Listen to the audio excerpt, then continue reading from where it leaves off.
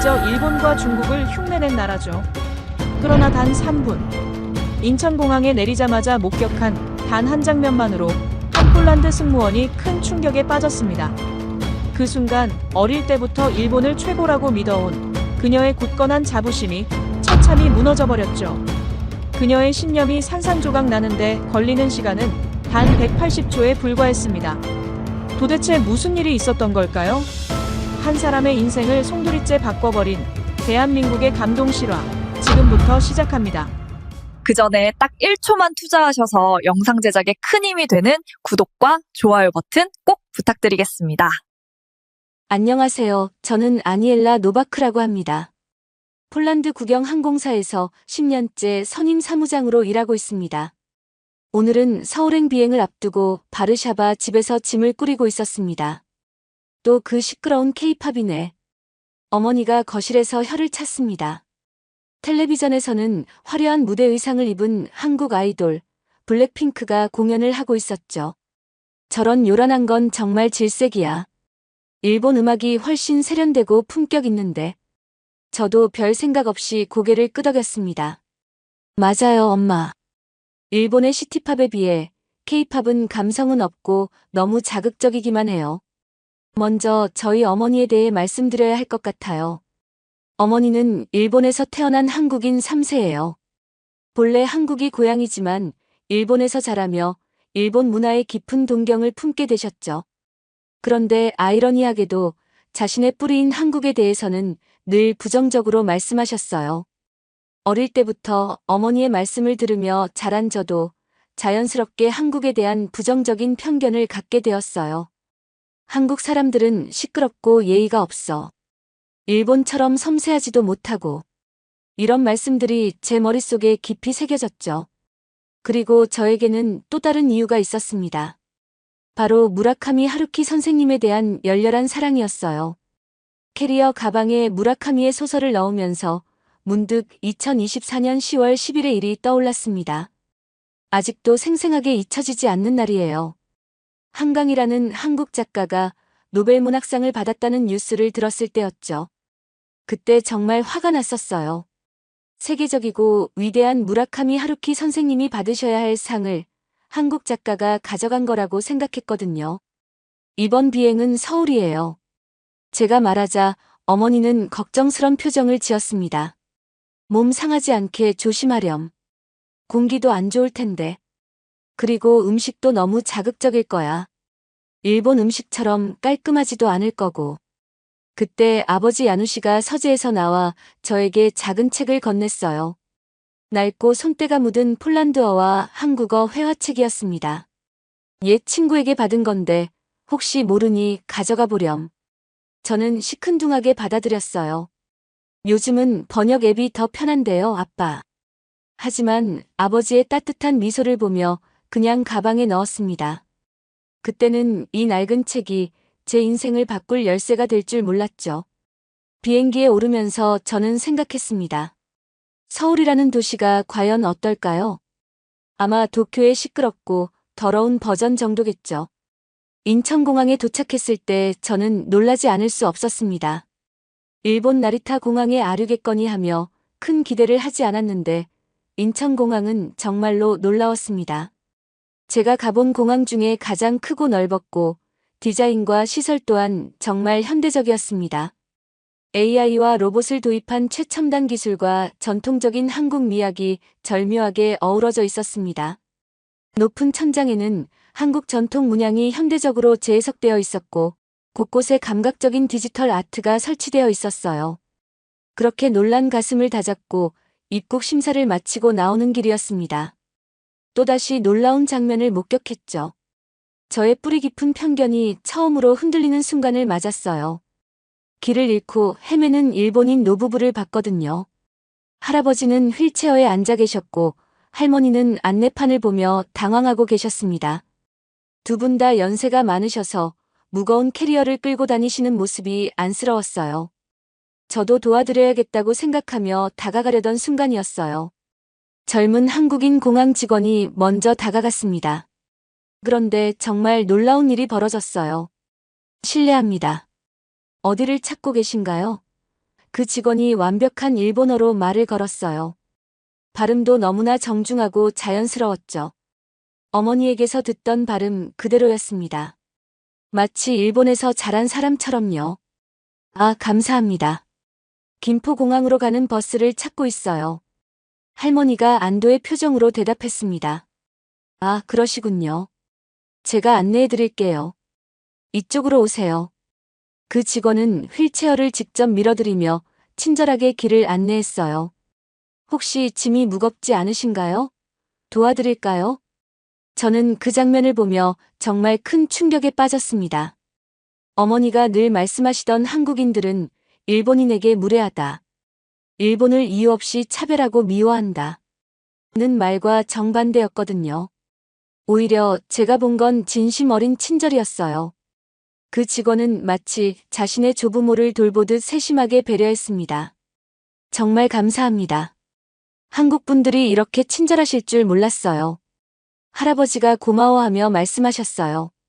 천만에요. 좋은 여행 되세요. 그 직원은 마지막까지 정중하게 인사했습니다. 저는 그 순간 처음으로 혼란스러웠어요. 어머니가 제게 심어준 편견과 제가 직접 본 현실이 너무나 달랐거든요. 혹시 제가 잘못 알고 있던 건 아닐까요? 공항 밖으로 나오니 서울의 스카이라인이 한눈에 들어왔습니다. 생각보다 훨씬 세련되고 정돈되어 있었어요. 시끄럽다고만 생각했던 도시가 이렇게 질서정연할 수 있다니요. 호텔에 짐을 풀고 나서 저는 계획했던 대로 광화문 교보문고로 향했습니다. 한강 작가에 대한 반감 때문에 무라카미 하루키의 원서나 번역본이 얼마나 잘 관리되고 있는지 확인하고 싶었거든요. 시끄러운 케이팝 문화를 피해 조용한 지적 순례를 떠나고 싶었어요. 지하철을 타고 광화문역에 내렸는데 생각보다 복잡하더라고요. 사람들이 정말 많았습니다. 역시 시끄러운 도시구나 싶어서 인파를 피해 골목길로 들어섰어요. 그런데 몇 발자국 걷지도 않아서 완전히 다른 세상에 들어선 기분이었습니다. 인사동이라는 곳이었어요. 메인 도로의 소음과 혼잡함이 거짓말처럼 사라지고 고즈넉한 분위기가 저를 감쌌습니다. 전통 한옥들이 현대적으로 복원되어 있었고 골목마다 작은 갤러리와 공예품 가게들이 자리 잡고 있었어요. 이상하네. 저는 속으로 중얼거렸습니다. 제가 상상했던 시끄럽고 요란한 한국의 모습과는 완전히 달랐거든요. 오히려 교토의 기온거리처럼 세련되고 정취가 있었어요. 골목을 더 깊숙이 들어가니 월화라는 현판이 걸린 작은 찻집이 눈에 들어왔습니다. 한문으로 달월의 아래하, 달 아래라는 뜻이겠죠. 건물 자체가 전통 한옥 스타일이었는데 너무나 우아하고 기품이 있었어요. 문득 목이 말랐고 무엇보다 이런 조용한 공간에서 잠시 쉬고 싶었습니다. 사실 교보문고에 가기 전에 마음을 정리할 시간이 필요했어요. 공항에서 본 그 친절한 직원의 모습이 계속 머릿속에서 맴돌았거든요. 찻집 입구에 서니 은은한 향이 났습니다. 국화차인 것 같았어요. 문을 열고 들어가니 내부는 더욱 놀라웠습니다. 전통적이면서도 모던한 감각이 절묘하게 어우러져 있었죠. 나무 테이블과 의자들이 단정하게 배치되어 있었고 벽에는 서예 작품들이 걸려 있었어요. 무엇보다 정말 조용했습니다. 손님들도 모두 작은 목소리로 대화하거나 책을 읽고 있었어요. 어서 오세요. 70대 정도로 보이는 단아한 여성이 인사했습니다. 한복은 아니었지만 고급스러운 한국 전통 느낌의 옷을 입고 계셨어요. 정말 기품이 있으셨습니다. 저는 창가 자리에 앉으며 생각했어요. 이게 정말 제가 알던 그 시끄러운 한국인가요? 여기는 마치 일본의 전통 찻집처럼 고요하고 세련되었어요. 찻집 주인분이 국화차를 가져다 주셨어요. 찻잔이 정말 아름다웠습니다. 하얀 도자기에 은은한 푸른빛이 도는 청백자였는데 일본의 다도 문화에서 보던 찻잔과는 또 다른 매력이 있었어요. 더 소박하면서도 깊은 아름다움이 느껴졌습니다. 국화차의 향이 코끝에 닿자 마음이 차분해졌어요. 이런 고요함과 정갈함이 한국에도 있다니요. 제가 가진 편견이 얼마나 일방적이었는지 깨닫기 시작했습니다. 먼 곳에서 오셨네요. 찻집 주인 할머니가 옅은 미소를 지으며 말씀하셨어요. 폴란드에서 오셨죠? 네, 어떻게 아셨어요? 저는 놀라며 물었습니다. 오래 찻집을 하다 보니 손님들 보는 눈이 생겼어요. 특히 폴란드는 제겐 참 특별한 나라인데요. 할머니의 말에 궁금증이 생겼지만 더 묻지는 않았어요. 대신 찻집 안을 둘러보기 시작했습니다. 벽에 걸린 서예 작품들 사이에 낡은 흑백 사진 하나가 눈에 들어왔어요. 1980년대쯤으로 보이는 사진이었는데 유럽의 어떤 광장 같은 곳에서 찍은 것 같았습니다. 건물들의 모습이 동유럽 느낌이었거든요. 사진 속에는 한 동양인 남성이 여러 명의 서양인들과 함께 활짝 웃고 있었어요. 저 사진은? 제가 조심스럽게 물어보려 했는데 할머니가 먼저 말씀하셨어요. 제 남편이에요. 자꾸 하셨지만 할머니의 목소리에 그리움이 묻어났습니다. 1980년대에 바르샤바에서 찍은 사진이에요. 바르샤바요? 저는 깜짝 놀랐습니다.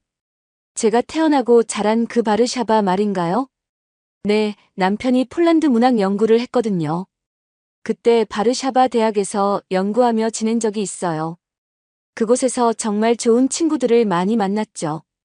저는 사진을 자세히 들여다봤습니다. 바르샤바 구시가지 광장이 맞는 것 같았어요. 제가 어릴 때 아버지와 자주 산책했던 그곳이었습니다. 왠지 모를 기시감이 들었지만 대수롭지 않게 넘겼어요. 폴란드 문학을 연구하셨다니 흥미롭네요. 저는 진심으로 관심이 생겼습니다. 그때 폴란드는 민주화 움직임이 활발했잖아요. 남편은 그런 자유를 향한 정신을 한국에 소개하고 싶어 했어요. 폴란드 시인들의 작품을 번역하기도 했고요. 할머니의 이야기를 들으며 저는 점점 더 혼란스러워졌어요. 제가 알던 한국과는 너무나 다른 모습들이 계속 나타났거든요. 이렇게 깊이 있는 문화적 교류를 하는 사람들이 있었다니요. 찻집을 나와 교보문고로 향했습니다. 할머니와의 대화가 계속 머릿속에 맴돌았어요. 하지만 저는 여전히 한강 작가에 대한 반감을 품고 있었습니다. 무라카미 하루키 선생님이 얼마나 잘 대접받고 있는지 확인하고 한강의 작품이 과연 그럴 만한 가치가 있는지 직접 판단해보고 싶었어요. 교보문고에 들어서자 규모에 압도당했습니다. 정말 엄청났어요. 지하 1층부터 지상 2층까지 온통 책으로 가득했죠. 바르샤바의 어떤 서점보다도 컸습니다. 무라카미 하루키 코너를 먼저 찾아갔어요. 예상대로 정말 잘 정리되어 있었습니다. 원서부터 한국어 번역본까지 모든 작품이 빠짐없이 진열되어 있었어요. 역시 제대로 된 작가는 대접이 다르구나 생각했습니다. 그런데 문제는 그 다음이었어요. 한국 문학 코너로 가니 한강 작가의 전용 공간이 따로 마련되어 있었습니다. 노벨 문학상 수상 이후 특별 전시를 하고 있었죠. 채식주의자가 수십 개의 언어로 번역되어 전시되어 있었어요. 영어, 프랑스어, 독일어, 스페인어는 물론이고 아랍어, 러시아어까지. 그 옆에는 세계 각국 평론가들의 추천사가 붙어 있었습니다. 인간의 존엄성에 대한 가장 깊은 질문을 던지는 작품, 21세기 문학의 새로운 지평을 연 걸작 같은 찬사들이 눈에 들어왔어요. 저는 콧방귀를 뀌었습니다. 얼마나 대단하길래 이런 난리야. 오만한 마음으로 폴란드어 번역본을 집어들었어요. 몇 페이지만 읽어보고 역시 과대평가된 작품이구나 하고 비웃어주려고 했거든요. 첫 페이지를 펼쳤습니다. 나는 그 꿈을 꾸기 전까지는 내가 얼마나 붉은 것을 혐오하는지 몰랐다.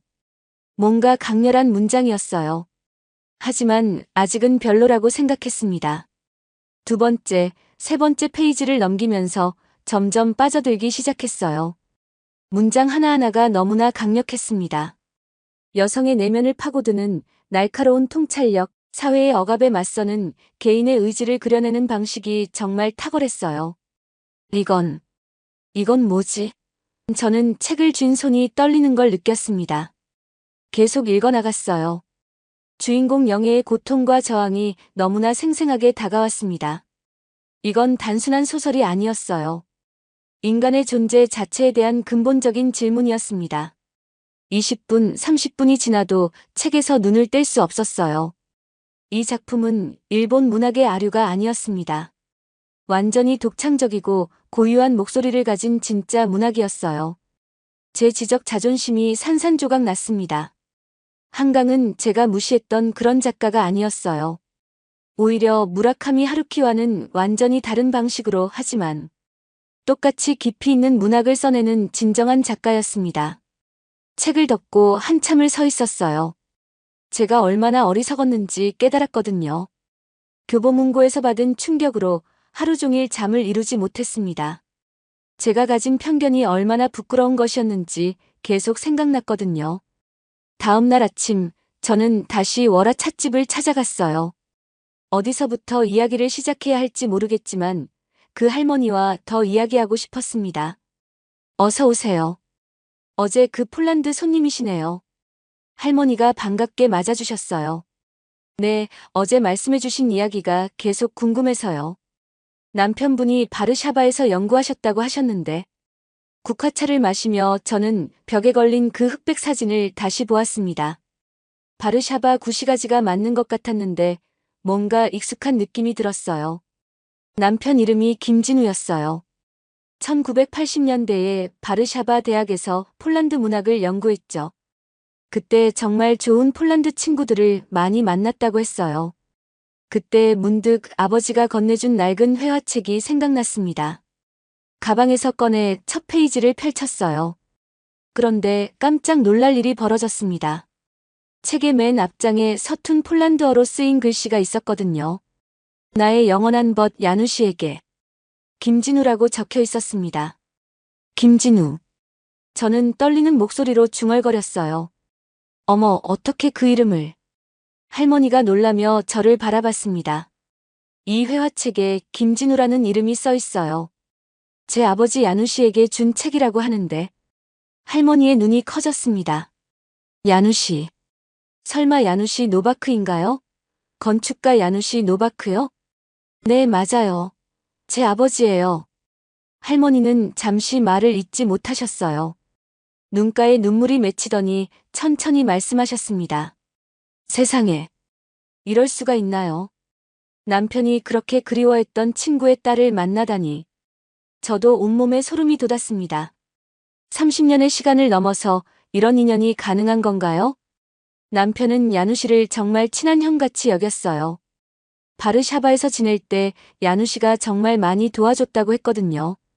폴란드 문화도 가르쳐주고 현지 생활도 챙겨주고. 할머니는 서랍에서 낡은 편지들을 꺼내 보여주셨어요.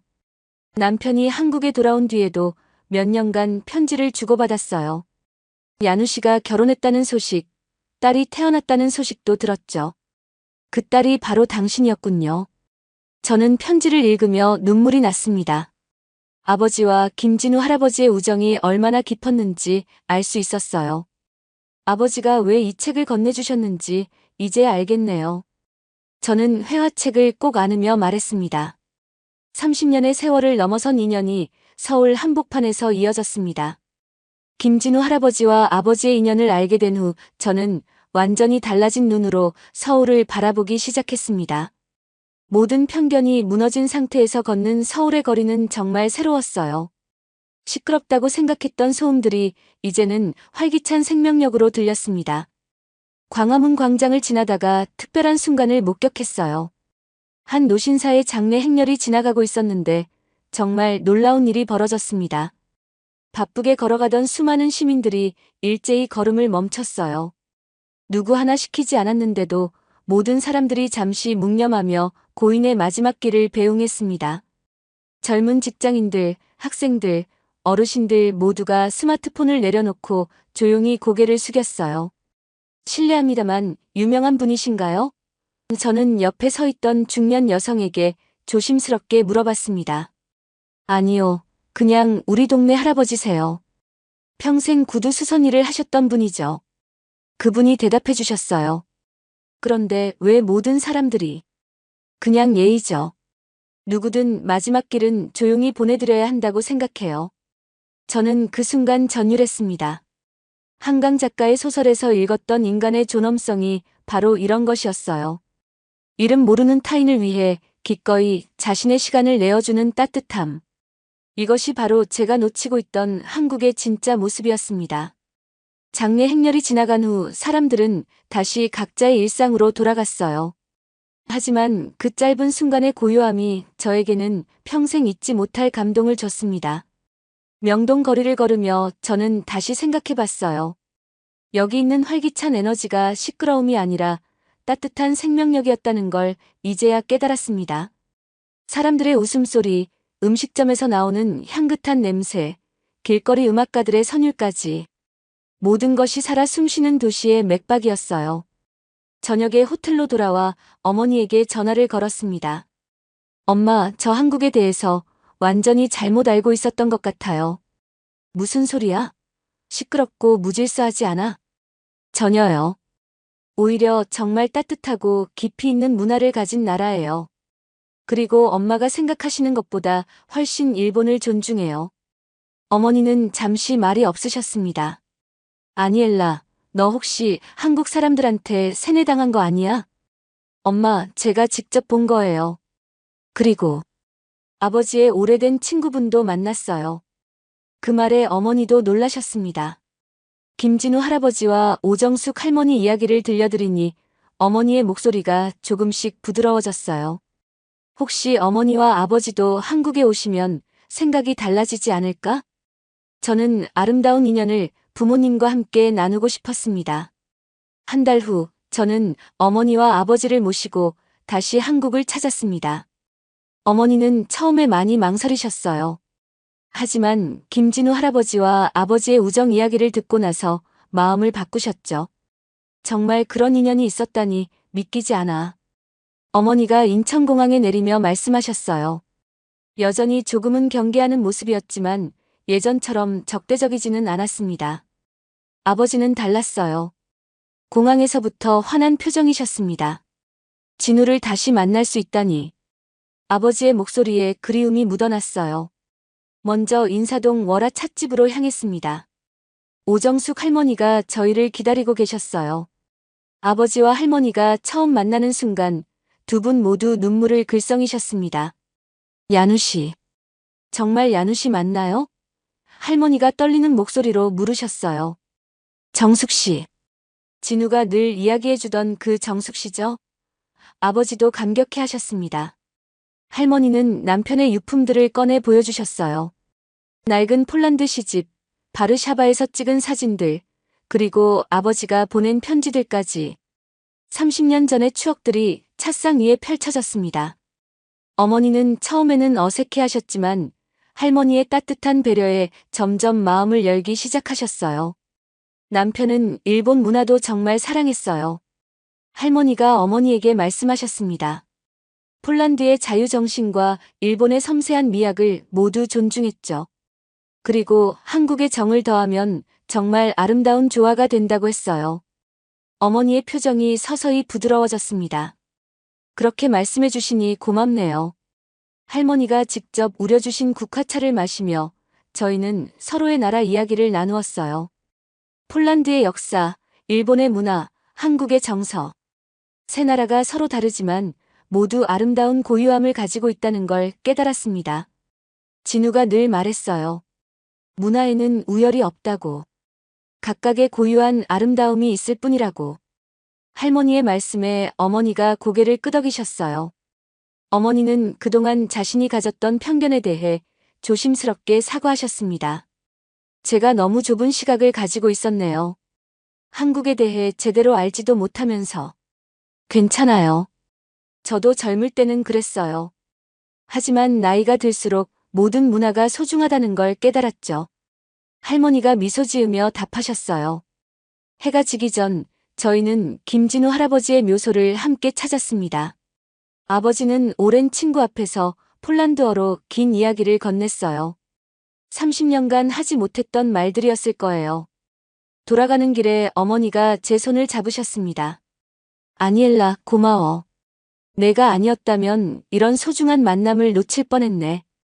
저는 그제야 깨달았습니다. 아버지가 간직했던 낡은 회화책은 단순한 언어 공부용이 아니었어요. 그것은 국경과 편견을 넘어 한 사람의 마음이 다른 사람에게 닿기를 바랐던 30년의 기다림이었습니다. 서울에서 저는 잃어버렸던 이야기와 새로운 존엄을 함께 찾았어요. 그리고 무엇보다 진정한 이해와 사랑이 무엇인지 배웠습니다. 세계가 발칵 뒤집혔습니다. 미국 정부가 일본을 버리고 한국을 선택했기 때문입니다. 더욱 놀라운 것은 이 결정을 이끈 미국 상무부 차관보였습니다. 평생 한국을 일본의 아류라고 무시해왔던 그녀가 갑자기 한국은 미국의 경쟁자가 아닌 필수 불가결한 안보 파트너다라고 발표하며 대통령까지 설득한 것인데요. 미국과의 협상이 결렬된 일본 사회는 큰 충격에 빠져 헤어나오지 못하고 있는 상황입니다. 도대체 무슨 일이 있었던 걸까요? 미국 정부가 일본을 버리고 대한민국을 선택한 진짜 이유, 지금 시작합니다. 저는 엘레노어 벤스라고 합니다. 미국 상무부 차관보로 일하고 있죠. 사람들은 저를 철의 여인이라고 불러요. 감정을 드러내지 않고 모든 것을 데이터와 논리로 판단하는 제 성격 때문인가 봅니다.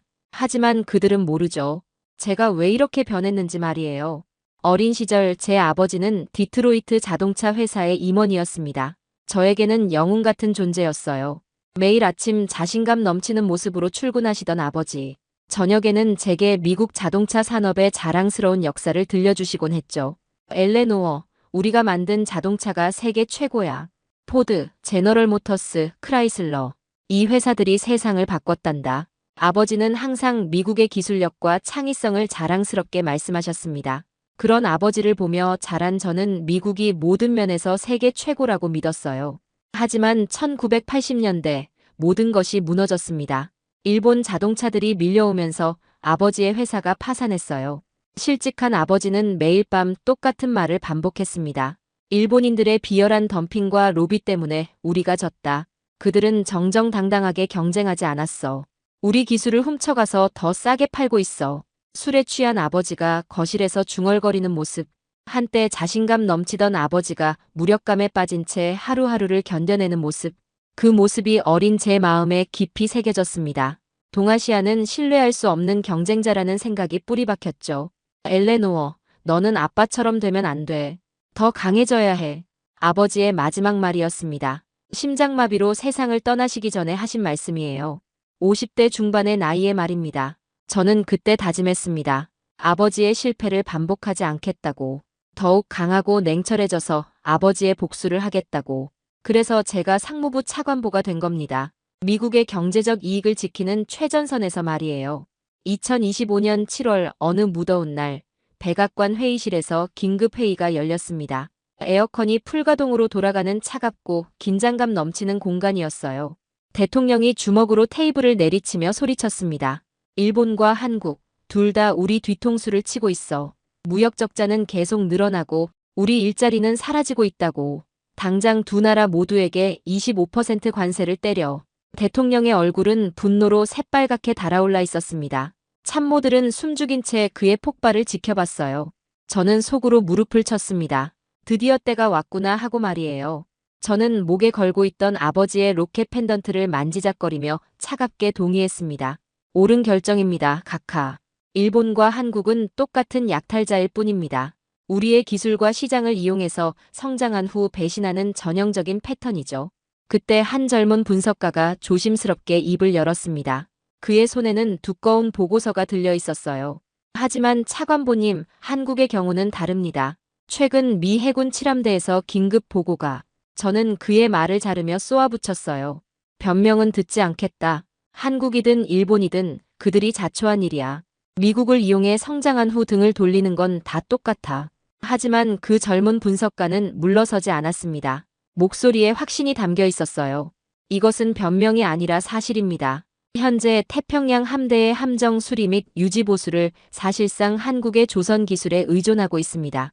이 보고서를 보시면 저는 그가 내민 보고서를 보지도 않고 테이블 옆으로 밀어버렸습니다. 보고서가 바닥에 떨어지는 소리가 회의실에 울렸어요.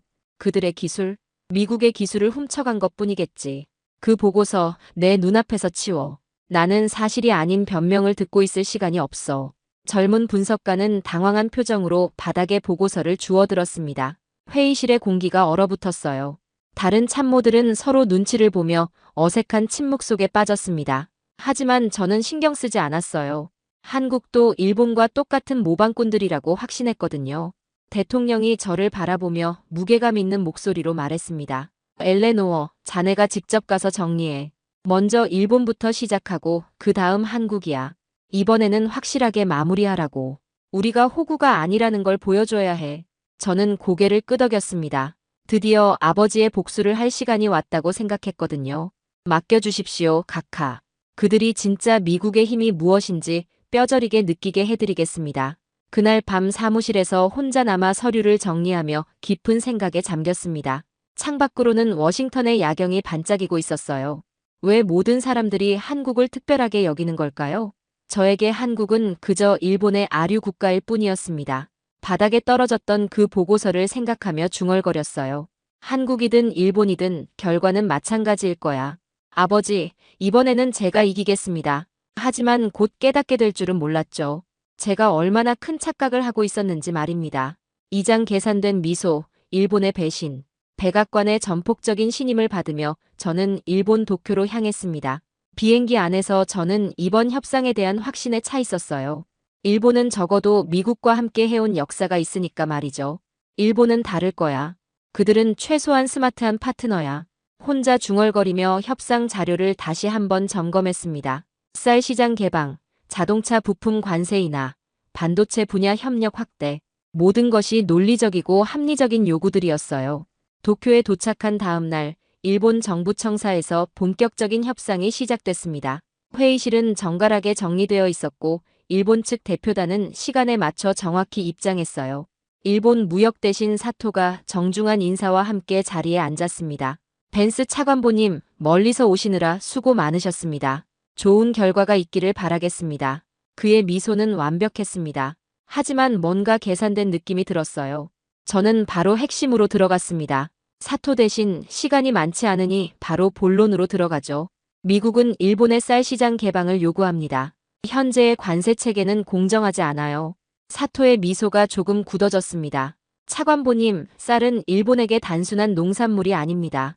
우리의 문화이자 정체성이죠. 이 부분은 양해해 주시기 바랍니다. 저는 준비해온 자료를 테이블에 펼쳤습니다. 문화와 정체성을 이야기하시는군요. 하지만 무역은 감정이 아닌 숫자로 말해야 합니다. 지난 10년간 미일 무역 적자가 얼마인지 아시나요? 사토는 여전히 미소를 유지하고 있었지만 그 눈빛이 차가워지는 것을 느꼈습니다. 물론 알고 있습니다. 하지만 무역은 단순한 숫자 게임이 아니죠. 상호 이익과 신뢰가 바탕이 되어야 합니다.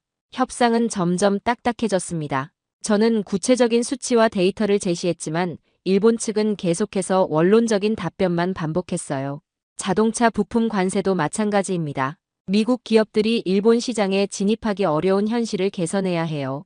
그 부분은 기술적 표준의 문제입니다.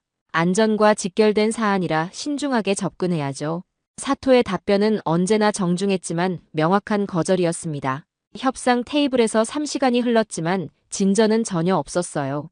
저는 점점 화가 나기 시작했습니다. 사토 대신 일본이 정말로 미국과의 동맹을 소중히 여긴다면 구체적인 양보가 있어야 하지 않을까요? 그때 사토가 처음으로 미소를 거두었습니다. 벤스 차관보님, 동맹이라는 것은 일방적인 요구가 아닙니다. 상호 존중이 전제되어야 하죠. 그의 목소리에는 은근한 경고가 담겨 있었어요. 점심 식사 시간이 되자 일본 측이 휴식을 제안했습니다. 저는 혼자 남아 상황을 정리해봤어요.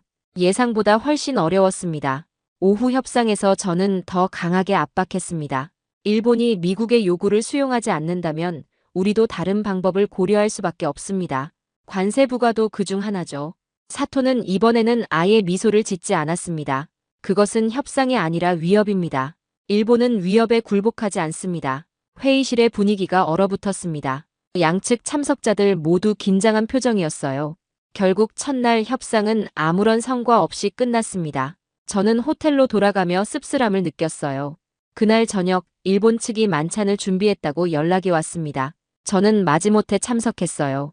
혹시 비공식적인 자리에서 돌파구를 찾을 수 있을까 하는 기대를 가지고 말이죠. 만찬 장소는 고급 일식당이었습니다. 사토와 다른 일본 관료들이 이미 자리에 앉아 있었어요. 차관보님, 오늘은 협상 이야기는 잠시 잊고 편안하게 식사하시죠. 사토가 사케를 따르며 말했습니다. 저는 정중히 거절했어요. 고맙지만 저는 술을 마시지 않습니다. 시간이 흐르면서 일본 측 인사들이 점점 술에 취해갔습니다. 그리고 그들의 본심이 드러나기 시작했어요. 한 관료가 웃으며 말했습니다. 미국이 아직도 세계를 주도할 수 있다고 생각하는 건 재미있네요. 다른 관료가 거들었습니다. 시대가 바뀌었는데 말이죠. 이제는 아시아의 시대입니다. 저는 그들의 말에 귀를 기울였습니다. 술김에 하는 소리라고 생각하려 했지만 그들의 진짜 속마음이 드러나고 있다는 걸 알 수 있었어요.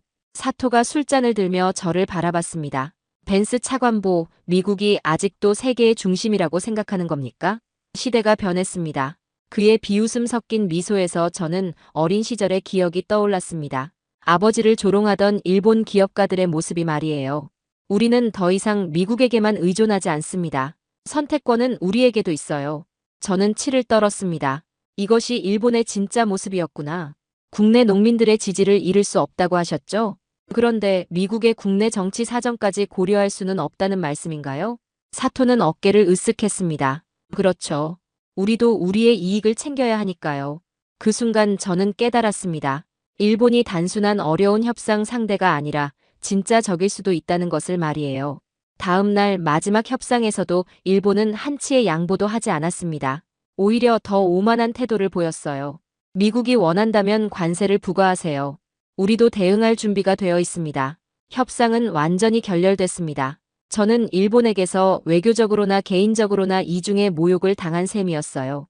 공항으로 향하는 차 안에서 저는 분노와 좌절감에 휩싸였습니다. 이 협상 실패의 책임이 오롯이 제게 돌아올 것이라는 압박감도 컸어요. 하지만 무엇보다 충격이었던 것은 제가 믿었던 일본이 저를 완전히 우롱했다는 사실이었습니다. 비행기에 오르며 생각했어요. 이제 한국으로 가야 하는구나. 3장 원치 않았던 여정. 일본과의 협상이 완전히 결렬되자 백악관은 분노에 휩싸였습니다. 대통령은 전화로 저에게 소리쳤어요. 엘레노어, 이게 뭐야? 일본 놈들이 우리를 완전히 우습게 보고 있잖아. 저는 수화기를 귀에서 조금 떼고 들어야 했습니다. 죄송합니다, 카카. 일본의 태도가 예상보다 강경했습니다. 예상보다 강경하다고? 자네가 제대로 못한 거 아닌가? 이제 한국에서라도 성과를 내와. 더 이상 실패는 용납 안 해. 전화가 끊어진 후 저는 깊은 한숨을 내쉬었습니다. 이제 한국으로 가야 했어요. 하지만 이 임무를 제 경력에 대한 모욕으로 여기고 있었습니다. 서울행 비행기 표를 예약하면서 속으로 중얼거렸어요. 일본의 아류 국가에서 뒤처리를 해야 하다니. 비행기 안에서 저는 한국 관련 서류들을 경멸적으로 훑어봤습니다. 보좌관이 정리해준 두꺼운 브리핑 자료였어요. 한국 경제 현황, 주요 산업 동향, 무역 관계. 제목들만 봐도 뻔했습니다. 일본을 따라한 산업 구조, 일본을 모방한 기술력. 그런 내용들로 가득할 게 분명했어요. 특히 세계 최고 수준의 한국 조선업이라는 보고서 대목에서는 코웃음이 나왔습니다. 미국의 일자리를 훔쳐간 또 다른 증거일 뿐이야. 옆자리 보좌관 존슨이 조심스럽게 말했습니다.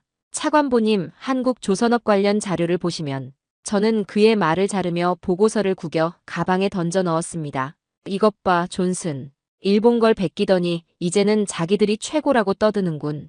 이 오만한 카피캣들에게 현실을 가르쳐줘야지. 존슨은 더 이상 말하지 않았습니다. 저의 심기가 몹시 불편하다는 걸 알았겠죠. 저는 창밖을 내다보며 생각했습니다. 일본에서 당한 굴욕을 한국에서 만회해야 했어요. 이번에는 절대 실패할 수 없었습니다. 한국 놈들은 일본보다 약할 거야. 확실히 굴복시켜서 워싱턴의 성과를 가져가자. 비행기가 인천공항에 착륙했을 때 저는 이미 작전을 세워놓고 있었습니다. 강압적으로 나가서 빠른 시간 안에 결론을 내는 것이었어요. 공항에서 한국 외교부 직원들이 저를 마중 나왔습니다. 정중한 인사와 함께 차량으로 안내했어요.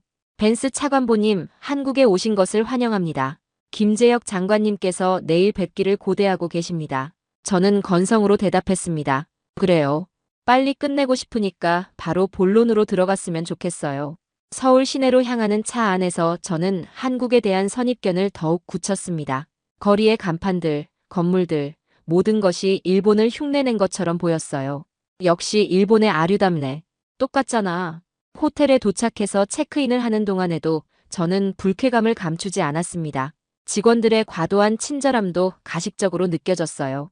미국 손님이라고 이렇게 깍듯하게 굴다니. 뭔가 꿍꿍이가 있는 거겠지. 그날 밤 호텔방에서 저는 내일 협상 전략을 정리했습니다. 일본에서와는 다른 접근이 필요했어요. 일본은 너무 교만했어. 한국은 좀 더 약하니까 강하게 밀어붙이면 될 거야. 한국 측 요구사항들을 다시 살펴봤습니다. 방위비 분담금 동결, 관세 철회, 기술 협력 확대, 모두 일방적인 요구들이었어요. 웃기지도 않네. 일본 따라쟁이 주제에 이런 요구를 하다니. 저는 각 항목에 대해 거절 논리를 만들어 놓았습니다. 특히 한국의 기술력에 대해서는 철저히 평가절하할 생각이었어요. 소위 한국의 첨단 기술이라는 것도 결국 미국이나 일본에서 가져온 거잖아. 원천 기술은 하나도 없으면서 다음 날 아침 식사를 하면서도 저는 불쾌감을 느꼈습니다. 호텔 직원이 한국 전통 음식을 권했거든요. 전통 음식이요? 일본 음식이랑 뭐가 다른지 모르겠네요.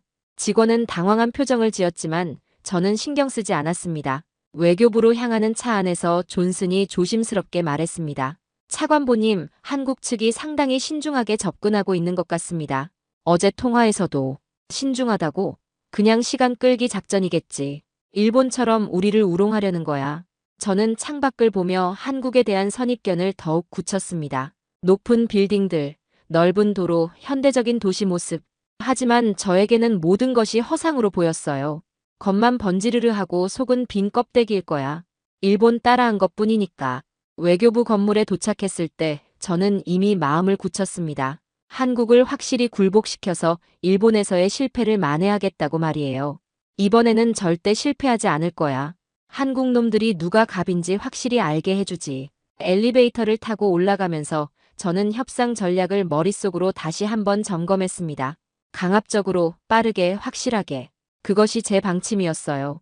하지만 곧 깨닫게 될 줄은 몰랐습니다. 한국이 제가 생각했던 것과는 완전히 다른 나라라는 것을 말이에요. 회의실 문 앞에 서서 깊은 숨을 들이쉬었습니다. 자, 이제 시작해보자. 외교부 회의실 문이 열리자 한국 측 협상 대표 김재혁 장관이 일어나 저를 맞이했습니다. 그의 첫인상은 예상과 달랐어요. 부드러운 인상에 온화한 미소를 띠고 있었지만 그 눈빛에는 뭔가 깊이가 있었습니다. 벤스 차관보님, 멀리서 오시느라 수고 많으셨습니다. 김재혁입니다. 그의 악수는 단단했지만 과하지 않았어요. 저는 즉시 공격적으로 나갔습니다. 김 장관, 시간이 많지 않으니 바로 본론으로 들어가죠. 미국은 한국의 25% 관세 부과를 심각하게 고려하고 있습니다. 김 장관은 여전히 미소를 유지하며 자리에 앉았습니다. 네, 그런 소식을 들었습니다. 하지만 먼저 차 한잔 하시겠습니까? 저는 짜증이 났습니다. 이런 형식적인 절차가 시간 낭비로 느껴졌거든요. 차는 됐고요. 바로 협상에 들어가죠. 한국의 무역 불균형은 더 이상 용납할 수 없는 수준입니다. 김 장관은 찻잔을 천천히 들어올리며 말했습니다. 차관보님께서 많이 피곤하신 것 같네요. 일본에서의 일정이 힘드셨나 봅니다. 그의 말에 저는 깜짝 놀랐습니다. 벌써 일본 협상 결과를 알고 있다는 뜻이었거든요. 그건 상관없는 일이고요. 우리는 한국 문제에 집중해야 합니다. 저는 준비해온 자료를 테이블에 펼쳤습니다. 한국의 자동차, 조선, 반도체 산업 모두 미국 시장에 과도하게 의존하면서 우리에게는 시장을 개방하지 않고 있습니다. 김 장관은 자료를 천천히 살펴보더니 고개를 끄덕였습니다. 맞습니다. 우리가 미국 시장에 많이 의존하고 있죠. 하지만 그것이 문제일까요? 저는 당황했습니다. 예상과 다른 반응이었거든요. 문제가 아니라고요? 무역 적자가 이렇게 큰데? 차관보님, 무역은 제로섬 게임이 아닙니다. 서로에게 도움이 되는 관계라고 봐야죠. 김 장관의 말투는 느리고 차분했지만 모든 단어에 무게가 실려 있었어요. 저는 더 강하게 밀어붙였습니다. 도움이 된다고요? 미국 일자리가 사라지고 있는데 무슨 도움 말입니까? 그렇다면 차관보님께 제안이 있습니다. 김 장관이 갑자기 입을 열었습니다. 협상을 계속하기 전에 짧은 투어를 준비했습니다. 우리가 실제로 무엇을 하고 있는지 보시는 게 좋을 것 같네요. 저는 어이가 없었습니다. 투어요? 저는 관광하러 온 게 아닙니다. 협상을 위해 온 거예요. 물론입니다. 하지만 정확한 정보 없이는 제대로 된 협상이 어렵지 않을까요? 김 장관의 제안을 거절하기 어려운 분위기였습니다. 일단 따라가 보기로 했어요. 다음 날 아침, 저는 김 장관과 함께 거제로 향했습니다. 헬리콥터로 이동하는 동안 김 장관이 말했습니다. 차관보님, 조선업에 대해 어떻게 생각하십니까? 일본을 따라한 산업이죠. 기술도 일본에서 가져온 거고요. 김 장관은 미소만 지을 뿐 대답하지 않았습니다. 거제에 도착하자 거대한 조선소가 눈앞에 펼쳐졌습니다. 그 규모에 저는 잠시 말을 잃었어요. 상상했던 것보다 훨씬 컸습니다. 여기가 대우조선해양입니다. 세계에서 가장 큰 조선소 중 하나죠. 조선소 소장이 우리를 맞이했습니다. 그는 작업복을 입은 채 다가왔어요. 어서 오십시오. 제가 직접 안내해드리겠습니다. 우리는 조선소 안으로 들어갔습니다. 곳곳에서 거대한 크레인들이 움직이고 있었고 수백 명의 작업자들이 바삐 움직이고 있었어요. 저기 보이는 배가 무엇인지 아십니까? 소장이 가리킨 곳에는 거대한 군함이 정박해 있었습니다. 저는 깜짝 놀랐습니다. 미 해군의 군수지원함이었거든요. 미국 해군 함정입니다. 수리를 위해 들어와 있어요. 소장이 담담하게 설명했습니다. 미국에서 1년 걸릴 수리를 저희는 3개월 만에 끝낼 수 있습니다. 이것이 진정한 동맹의 방식이라고 생각합니다. 저는 할 말을 잃었습니다. 미국 군함이 한국에서 수리를 받고 있다는 사실이 충격이었어요. 어떻게 이런 일이?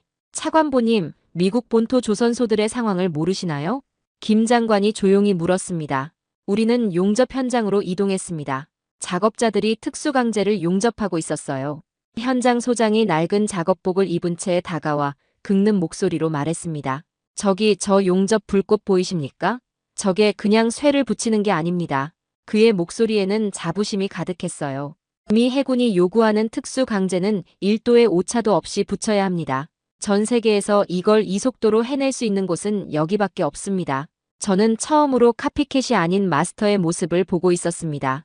이 기술은 일본에서 배운 거 아닌가요? 저는 여전히 의심스러웠습니다. 현장 소장이 웃으며 답했습니다. 30년 전에는 그랬죠. 하지만 지금은 일본이 우리에게 기술을 배우러 옵니다. 김 장관이 덧붙였습니다. 차관보님, 지금 일본 조선소들은 대부분 문을 닫았습니다. 기술적으로 우리를 따라올 수 없거든요. 우리는 설계 사무실로 이동했습니다. 거대한 스크린에는 3차원 설계도가 펼쳐져 있었어요. 이것은 차세대 LNG선 설계입니다. 우리가 독자 개발한 기술이죠. 설계팀장이 자랑스럽게 설명했습니다. 액화천 연가스를 운송하는 특수 탱크 기술입니다. 전 세계 LNG선의 70%가 우리 기술로 만들어져요. 저는 점점 혼란스러워졌습니다. 제가 알고 있던 한국과 완전히 달랐거든요. 그럼 이 기술들이 정말 한국이 개발한 거라는 말인가요? 물론입니다. 차관보님께서 보신 미국 군함 수리도 우리 독자 기술이에요. 마지막으로 우리는 건조 중인 초대형 컨테이너선을 봤습니다. 축구장 4개를 합친 크기였어요. 이 배 한 척이 미국 전체 수출입 물동량의 1%를 처리할 수 있습니다. 김 장관이 말했습니다. 차관보님, 우리가 단순히 일본을 따라한 게 아니라는 걸 이제 아시겠죠? 저는 답할 수 없었습니다. 평생 믿어온 동아시아는 모방이라는 공식이 눈앞에 압도적인 현실 앞에서 산산조각 나고 있었거든요. 그날 밤 호텔로 돌아와서 저는 깊은 혼란에 빠졌습니다. 제가 무시했던 젊은 분석가의 보고가 사실이었던 걸까요? 창밖을 바라보며 생각했습니다. 한국이 정말 일본과 다른 나라일 수도 있겠구나. 그날 밤 호텔 방에서 저는 하루 종일 본 것들을 정리하려고 애썼습니다. 거제 조선소에서 본 압도적인 현실이 머릿속을 맴돌았어요. 정말 한국이 저런 기술력을 가지고 있는 건가?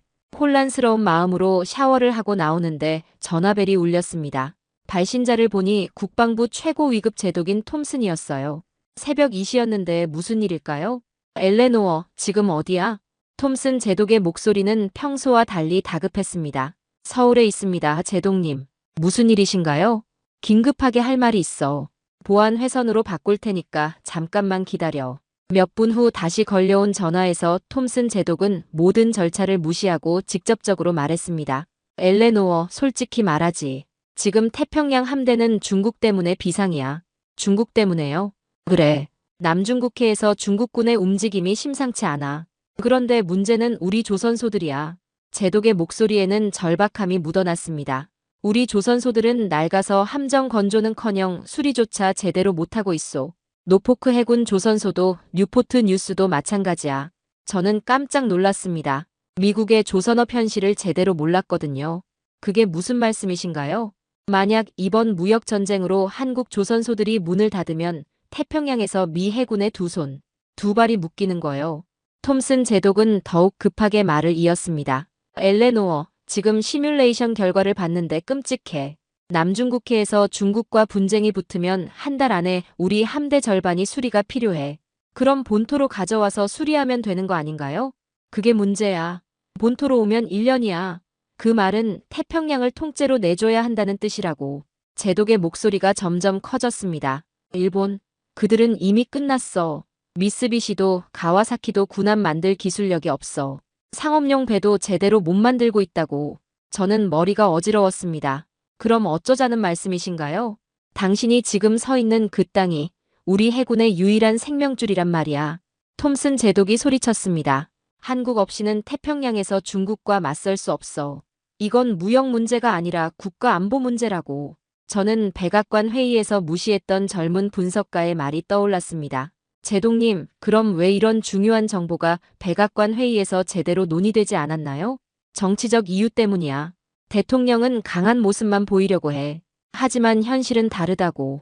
톰슨 제독은 한숨을 내쉬었습니다. 엘레노어, 내가 30년간 해군에서 일했는데 이런 위기는 처음이야. 한국과의 관계가 틀어지면 우리는 정말 끝이야. 구체적으로 어떤 상황인가요? 지금 우리 항공모함 3척이 한국에서 정기 점검을 받고 있어. 그리고 앞으로 5년간 15척의 주요 함정이 한국에서 수리받을 예정이야. 제독의 설명은 계속됐습니다. 한국 조선소의 수리 속도는 우리보다 3배 빨라. 그리고 비용은 절반이야. 무엇보다 품질이 우수해. 품질이 우수하다고요? 그래. 한국에서 수리받은 함정들의 고장률이 현저히 낮아졌어. 이건 데이터로 증명된 사실이야. 저는 점점 충격에 빠졌습니다. 그럼 지금까지 우리가 한국을 잘못 평가했다는 말씀인가요? 바로 그거야. 한국은 우리의 경쟁자가 아니라 필수 파트너야. 특히 중국의 위협이 커지는 상황에서는 더욱 그래. 톰슨 제독이 덧붙였습니다. 엘레노어, 대통령에게 정확한 상황을 보고해줘. 이건 관세 몇 % 문제가 아니야. 하지만 대통령은 강경 정책을 원하십니다. 그럼 중국에게 강경하게 나가라고 해. 한국은 우리 편이야. 전화를 끊고 나서 저는 창밖을 바라봤습니다. 서울의 야경이 반짝이고 있었어요. 제가 무시했던 젊은 분석가의 보고가 단순한 정보가 아닌 미국의 명운이 걸린 진실이었다는 걸 깨달았습니다. 내가 뭘 하고 있었던 거지? 저는 가방에서 구겨놓았던 한국 조선업 보고서를 꺼냈습니다. 이제야 제대로 읽어볼 때가 된 것 같았어요. 보고서를 펼쳐보니 놀라운 내용들이 가득했습니다. 한국이 세계 조선업계를 선도하고 있다는 구체적인 데이터들이었어요. 세계 LNG선 건조 점유율 70%, 초대형 컨테이너선 점유율 65%. 숫자들이 눈에 들어왔습니다. 이게 다 사실이었구나. 이제 상황이 완전히 바뀌었습니다. 무역 문제가 아니라 미국의 안보 명운이 걸린 문제였어요. 저는 더 이상 상무부 차관보가 아니라 국가 안보의 최전선의 선플레이어가 되었습니다. 다음 날 아침 협상 테이블로 향하는 저의 마음가짐은 완전히 달라져 있었습니다. 밤새 톰슨 제독의 말과 한국 조선업 보고서를 곱씹어 본 결과였어요. 외교부 회의실에 들어서니 김 장관이 이미 자리에 앉아 차를 마시고 있었습니다. 벤스 차관보님, 어젯밤 잘 주무셨나요? 그의 눈빛에서 뭔가를 알고 있다는 느낌을 받았습니다. 네, 잘 잤습니다. 저는 자리에 앉으며 어제와는 다른 태도로 말을 시작했습니다. 김 장관님, 어제 조선소를 보고 많은 것을 느꼈습니다. 그래서요? 김 장관은 여전히 찻잔을 들고 있었어요. 솔직히 말씀드리면 제가 한국에 대해 잘못 알고 있었던 것 같습니다. 이 말을 하는 것이 쉽지 않았지만 현실을 인정해야 했어요. 김 장관이 처음으로 진지한 표정을 지었습니다. 차관보님께서 그렇게 말씀하시니 의외네요. 어제까지만 해도 한국을 일본의 아류라고 생각했습니다. 하지만 완전히 틀렸더군요. 김 장관은 찻잔을 내려놓았습니다. 그럼 이제 진짜 협상을 시작할 수 있겠네요. 무슨 말씀이신가요? 차관보님, 지금까지는 협상이 아니었습니다. 일방적인 요구였죠. 김 장관의 목소리에 힘이 실렸습니다. 하지만 이제 상황을 제대로 아셨으니 진정한 파트너십을 논의할 수 있을 겁니다. 저는 긴장했습니다. 이제부터가 진짜 승부였거든요. 그럼 한국의 입장을 들어보겠습니다. 김 장관이 자료를 꺼내며 말했습니다. 먼저 관세 문제부터 얘기해보죠. 25% 관세를 부과하시겠다고 하셨는데 그렇게 되면 어떤 일이 벌어질까요? 한국 기업들이 타격을 받겠죠. 맞습니다. 하지만 그뿐만이 아니에요. 김 장관이 그래프를 보여줬습니다. 미국 해군의 함정 수리 일정이 2년 이상 지연될 겁니다. 그리고 비용은 3배로 증가하죠. 저는 할 말이 없었습니다. 그럼 한국은 어떤 대안을 제시하시겠습니까? 김 장관이 마침내 입을 열었습니다. 원스톱 딜을 제안합니다. 원스톱 딜이요? 방위비 분담금 증액 좋습니다. 미국의 LNG 수입 확대, 그것도 논의할 수 있습니다. 김 장관의 제안이 구체적으로 나오기 시작했어요. 대신 한국조선소를 미 해군의 공식적인 MRO 허브로 지정하고 장기 계약을 체결하십시오. MRO 허브요? 유지, 보수, 정비 허브 말입니다. 태평양 함대의 모든 주요 함정이 한국에서 정기적으로 관리받는 시스템이죠. 이것은 완전히 새로운 제안이었습니다. 그리고 이 관세는 이 모든 것을 포괄하는 안보 파트너십의 관점에서 재검토되어야 할 겁니다. 김 장관은 조용하지만 힘있는 목소리로 말했습니다. 관세라는 칼은 결국 던진 사람에게 돌아오는 부메랑이 될 수 있습니다. 저는 이 제안의 파급 효과를 생각해 봤습니다. 단순한 무역 협정이 아니라 군사동맹의 새로운 차원이었어요. 구체적으로 어떤 조건들인가요? 방위비 분담금을 현재보다 20% 증액하겠습니다. 그리고 미국산 LNG 수입을 연간 1,000만 톤으로 늘리겠어요.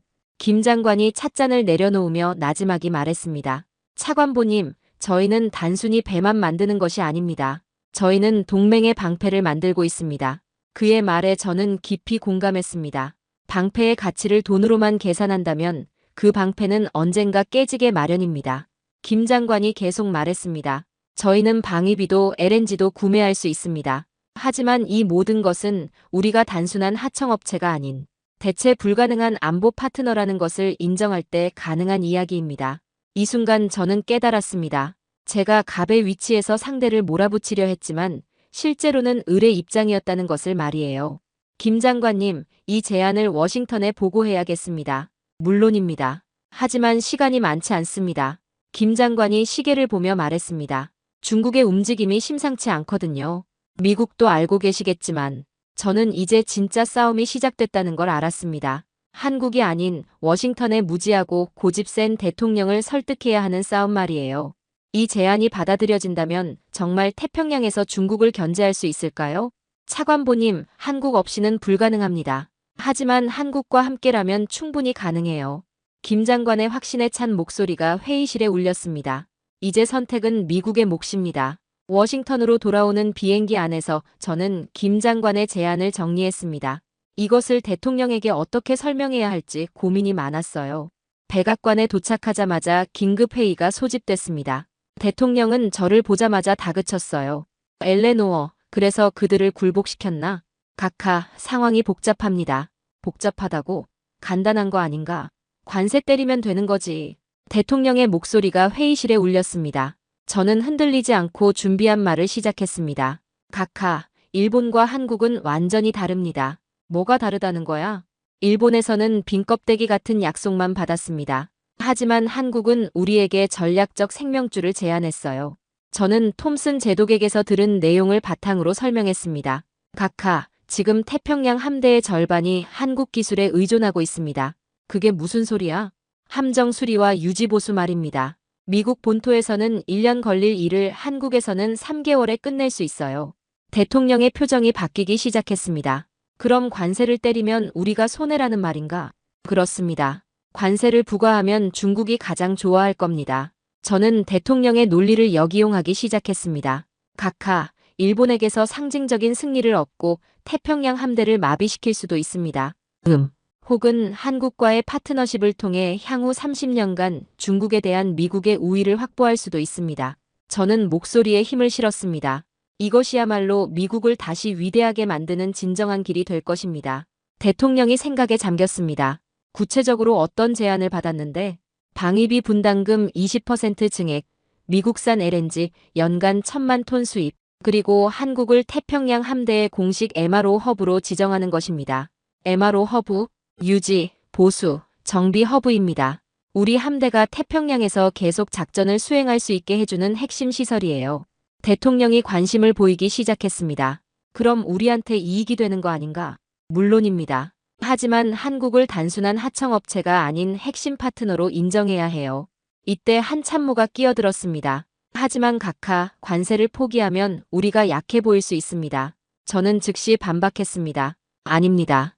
이것은 더 큰 승리입니다. 저는 조금도 물러서지 않고 대통령의 눈을 똑바로 보며 말했습니다. 각하, 일본에게서 받은 것은 빈 종이와 모욕뿐이었습니다. 하지만 한국은 우리에게 태평양의 미래를 제안했습니다. 각하께서는 미국을 다시 위대하게 만들고 싶어 하십니다. 하지만 이대로라면 우리는 미국을 다시 작아지게 만들 뿐입니다. 회의실이 조용해졌습니다. 선택은 각하의 몫입니다. 저는 마지막 카드를 꺼냈습니다. 중국이 남중국해를 장악하는 것을 막으려면 한국과의 파트너십이 필수입니다. 관세는 언제든 다시 논의할 수 있지만 안보는 그렇지 않아요. 대통령이 한참 생각하더니 입을 열었습니다. 엘레노어, 자네 말이 맞는 것 같군. 감사합니다, 각하. 일본 놈들은 우리를 우습게 봤지만 한국은 진짜 파트너가 될 수 있겠어. 대통령이 결정을 내렸습니다. 좋아, 한국과 종합적인 협정을 추진하자. 하지만 조건이 있어. 어떤 조건이신가요? 이것이 우리의 승리라는 걸 확실히 보여줘야 해. 언론에도 그렇게 발표하고. 물론입니다. 저는 안도의 한숨을 내쉬었습니다. 각하, 이번 결정으로 태평양에서 미국의 지배력이 더욱 강화될 것입니다. 대통령이 만족스러운 표정을 지었습니다. 그래, 이제야 진짜 미국을 위한 협상이 되는군. 회의가 끝나고 사무실로 돌아온 저는 김 장관에게 전화를 걸었습니다. 김 장관님, 좋은 소식이 있습니다. 그래요?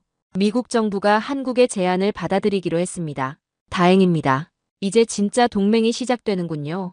저는 마침내 개인적인 트라우마를 극복하고 진정한 국익을 위해 싸우는 책임감 있는 리더가 되었다는 것을 느꼈습니다.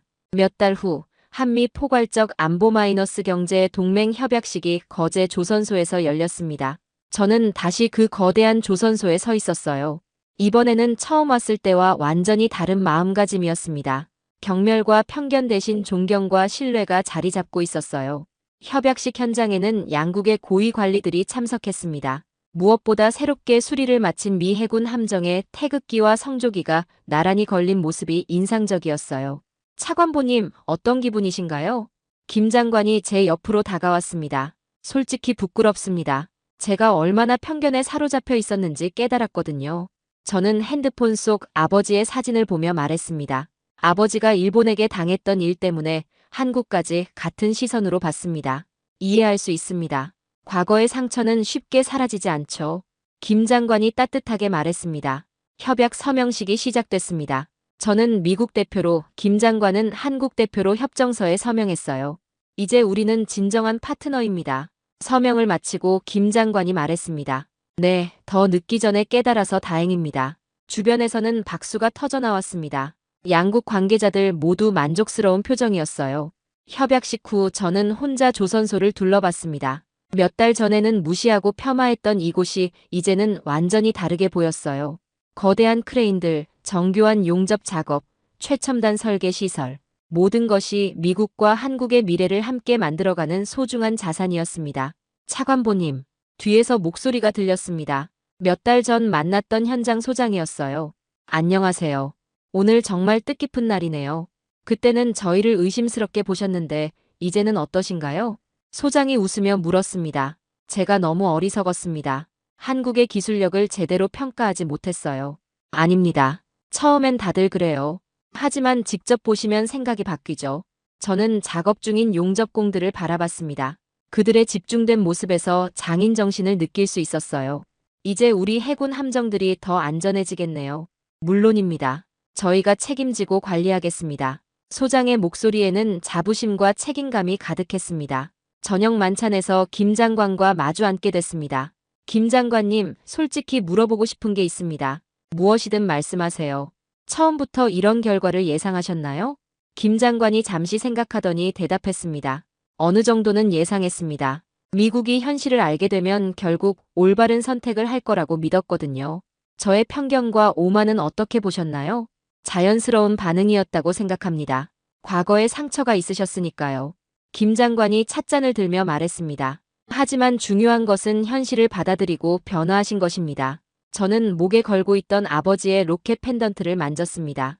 이제 아버지를 패배자가 아닌 시대 변화 속에서 희생된 개척자로 바라보게 됐습니다. 좋은 관점의 변화네요. 과거의 상처를 비로소 떠나보낼 수 있을 것 같아요. 김 장관이 저에게 다가와 말없이 따뜻한 차를 건넸습니다. 저는 펜던트를 다시 목에 걸며 말했습니다. 신뢰는 강철보다 단단하군요. 맞습니다. 그리고 이 신뢰 위에 우리의 미래가 서 있습니다. 김 장관의 목소리에는 더 이상 냉소가 아닌 상호 존중에서 우러나오는 따뜻함이 담겨 있었습니다. 밤이 깊어가면서 조선소의 야경이 아름답게 펼쳐졌습니다. 거대한 함정들 사이로 작업등들이 반짝였어요. 차관보님, 앞으로도 이런 협력이 계속되길 바랍니다. 물론입니다. 이제 우리는 진짜 동맹국이니까요. 저는 창밖을 바라보며 생각했습니다. 처음 한국에 왔을 때는 일본의 아류라고 무시했던 이 나라가 이제는 미국의 가장 중요한 파트너가 되었다는 사실이 놀라웠어요. 김 장관님, 한 가지 깨달은 게 있어요. 무엇인가요? 미국의 진정한 힘은 일방적인 압박이 아니라 이런 상호 필요에 기반한 강력한 파트너십에서 나온다는 것입니다. 김 장관이 고개를 끄덕였습니다. 그렇습니다. 혼자서는 할 수 없는 일들이 있으니까요. 마지막으로 우리는 새롭게 도장을 마친 미국 군함을 함께 바라봤습니다. 한국의 기술로 수리되고 양국의 우정으로 다시 태어난 그 함정은 태평양 평화의 상징이었어요. 이제 이 배가 중국의 위협으로부터 자유를 지켜낼 수 있겠네요.